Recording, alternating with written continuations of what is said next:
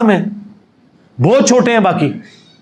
اسی طریقے سے بریلوی آتے ہیں تو ہم اس کے ساتھ بنیادی عقیدے کے اوپر بات کریں گے. چشتی رسول اللہ پہ مرزا جیلمی نے ایک عرصے سے تصوف کی کتابوں سے عبارات کو اپنا موضوع سخن بنا کر ایک حربے کے طور پر ان عبارات کو استعمال کر کے سیدھے سادے بولے بالے سنی مسلمانوں کو ورگلانے کے لیے استعمال کیا ہے. اور یہ دعویٰ کرتا ہے کہ ان بزرگوں نے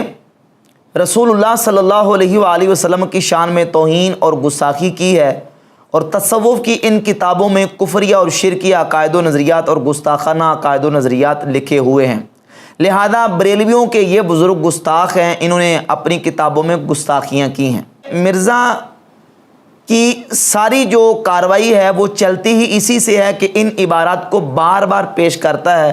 تاکہ جو سیدھے سادے لوگ ہیں ان کو اپنے دام تزویر میں پھنسایا جا سکے. تو اس سلسلے میں مرزا جیلمی کا منافقانہ رویہ آپ ملاحظہ کریں کہ ایک طرف تو یہ کلیم کرتا ہے کہ یہ بزرگ جو 1000 سال 800 سال 1200 سال پہلے گزر چکے ہیں یہ بریلویوں کے بزرگ ہیں، اور بریلوی ان کو اون کرتے ہیں، اور ان بریلویوں کے بزرگوں نے اپنی کتابوں میں رسول اللہ صلی اللہ علیہ وسلم کی شان میں گستاخی اور توہین کی ہے اور کفریہ اور شرکیہ عقائد لکھے ہوئے ہیں.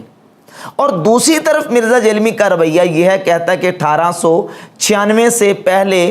دنیا میں کوئی فرقہ بریلوی نام کا موجود نہیں تھا. اگر 1896 سے پہلے دنیا میں بریلوی موجود ہی نہیں تھے تو 1000 سال 1200 سال پہلے جو گزر گئے بزرگ ہیں ان کا بریلویوں کے ساتھ کیا تعلق ہے؟ تو مرزا جیلمی کا ان بزرگوں کو اہل سنت و جماعت بریلویوں کے کھاتے میں ڈالنا اس بات کا بین ثبوت اور دلیل ہے کہ بحمد تعالیٰ اہل سنت و جماعت بریلوی ہی ہیں جن کا تعلق جو اسلام کی تاریخ کے اندر جو اولیاء اللہ صوفیہ اور بزرگان دین گزرے ہیں ان کے ساتھ ہے بحمد تعالیٰ، اور وہی اہل سنت و جماعت ہے جن کو آج بریلوی کہا جاتا ہے. تو ایک تو یہ سمجھیں، اور دوسری یہ بات ذہن نشین کر لیں کہ ہمارے انہی اکابر اور انہی اسلاف نے بحمد تعالیٰ ہمیں یہ سکھایا ہے کہ نبی پاک صلی اللہ تعالیٰ علیہ وآلہ وسلم کی تعظیم و توقیر اور حرمت رسول ہر چیز سے بڑھ کر ہے. جو شخص نبی پاک صلی اللہ علیہ وآلہ وسلم کی ذات اقدس کی شان میں توہین یا گستاخی کرے، وہ چاہے اپنا بھائی اور باپ ہی کو نہ ہو، اپنا ہو یا بیگانہ، اس کا ہمارے ساتھ کوئی تعلق نہیں ہے.